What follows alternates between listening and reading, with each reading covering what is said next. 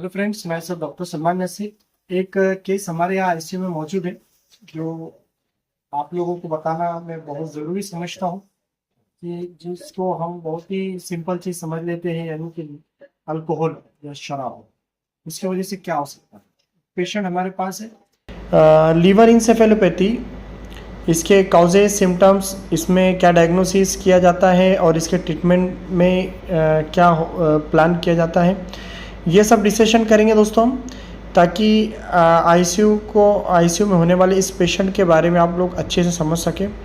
तो दोस्तों, सबसे इम्पोर्टेंट चीज़ मैं आपको बता दूं कि लीवर इंसेफेलोपैथी एक न्यूरोलॉजिकल डिसऑर्डर है जो कि लीवर फेलर या क्रोनिक लीवर डिजीज़ के पेशेंट में होता है।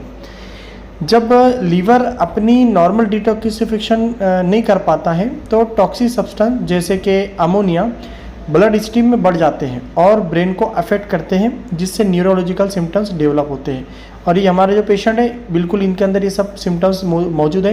वो अपना होश खो बैठे हैं और वो अपना नाम तक नहीं जानते और बहकी बहकी बातें करते हैं और जो कुछ उनके ज़ुबान में आता है वही बातें करते हैं। अभी जस्ट वो अपने बच्चे को पुकार रहे थे। तो इस तरह से पेशेंट का मेंटल स्ट्रेस जो है बिल्कुल चेंज हो जाता है। अब ये जो हमारा पेशेंट है उसके बारे में आपको बता दूँ, आईसीयू में पेशेंट कुछ टिपिकल साइंस के साथ आया था, जैसे कि अल्टर मेंटल स्टेटस यानी कन्फ्यूज़न या फिर डिसओरिएंटेशन हम जिसको बोल सकते हैं, साथ ही पर्सनैलिटी चेंजेस और स्लीप डिस्टर्बेंस, और साथ ही एस्ट्रीजेक्सिस यानी कि जो ट्रेमर्स वगैरह इसको तो उनको थी, फ्लिपिंग ट्रेमर्स और ड्राउजीनेस।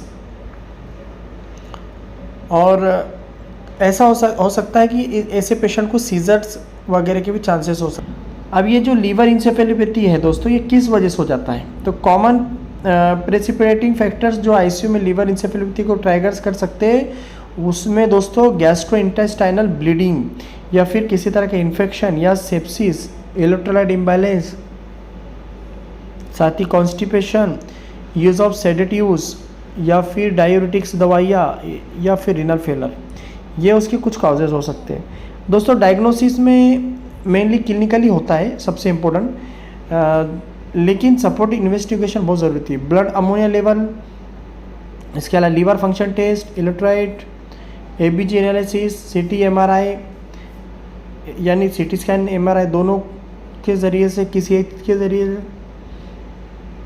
रूल आउट हो सकता है। और ईईजी भी सब केसेस यानी कुछ केसेस में दिखाई करना होता है। और क्लिनिकली मैं आपको बता दूं, ये पेशेंट हमारा